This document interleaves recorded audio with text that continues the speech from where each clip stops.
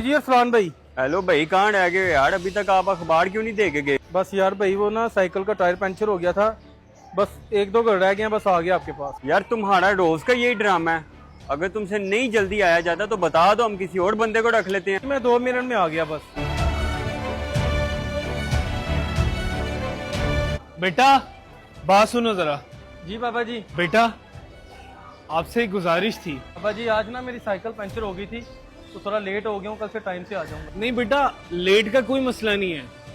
मैं बस तुमसे ये कहना चाह रहा था कि जब तुम मेरे घर अखबार देने आओ तो यूं फेंका ना करो। मेरे घर का दरवाजा खड़का के मेरे हाथ में पकड़ा दिया करो अखबार। बाबा जी मेरे पास इतना टाइम नहीं होता, इस पे तो बहुत टाइम लग जाया करेगा। लेकिन बेटा मेरी एक मजबूरी है, उस मजबूरी की वजह से मैं तुमसे रिक्वेस्ट कर रहा हूँ कि जब भी आया करो मेरे घर, अखबार मेरे हाथ में पकड़ा दिया करो। बाबा जी अखबार आपके हाथ में देने की मुझे समझ नहीं आ रही। बेटा अगर तुम ये दरवाजे पे दस्तक दे के अखबार मेरे हाथ में पकड़ा दोगे ना तो मैं तुम्हें उसका 500 रुपये एक्स्ट्रा पे कर दूंगा। बाबा जी मैं कुछ समझ नहीं पा रहा, हाथ में पकड़ाने का 500 ज्यादा ले लेना। अगर तुम ये काम कर दोगे तो अल्लाह तुम्हें इसकी जजा देगा। बाबा जी आपकी मजबूरी नहीं मैं समझ पा रहा हूँ।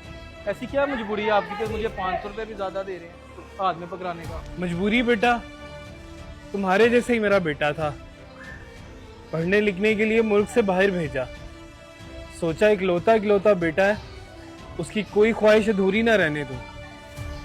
पढ़ लिख के उसने वहीं पे शादी कर ली। शादी के बाद वो अपने बाप को भूल गया। अब तो ये वक्त आ गया है कि मेरा फोन भी नहीं उठाता, और जब कहूं कि तुमसे बात करने को दिल करता है तो बोलता है नहीं बाबा मेरे पास आपके लिए टाइम नहीं है। ये मजबूरी है मेरी। बाबा जी बेटे के अलावा और घर में कोई नहीं होता?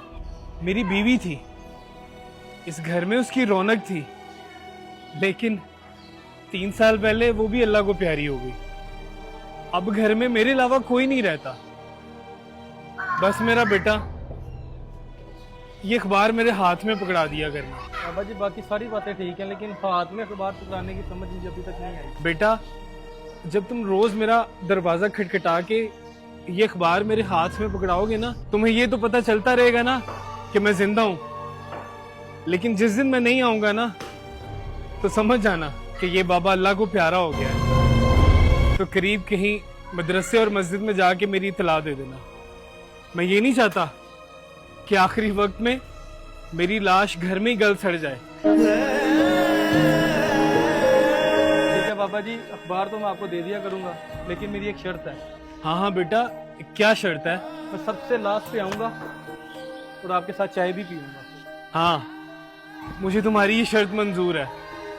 लेट आ जाओ, भले 1 घंटा लेट आ जाओ, लेकिन रोज चाय का कप तुमने मेरे घर में मेरे साथ बैठ के पीना। बदनसीब है वो शख्स जिसके दरवाजे पर जन्नत आई और उसने ठुकरा दी, यानी अपने माँ बाप की खिदमत ना की।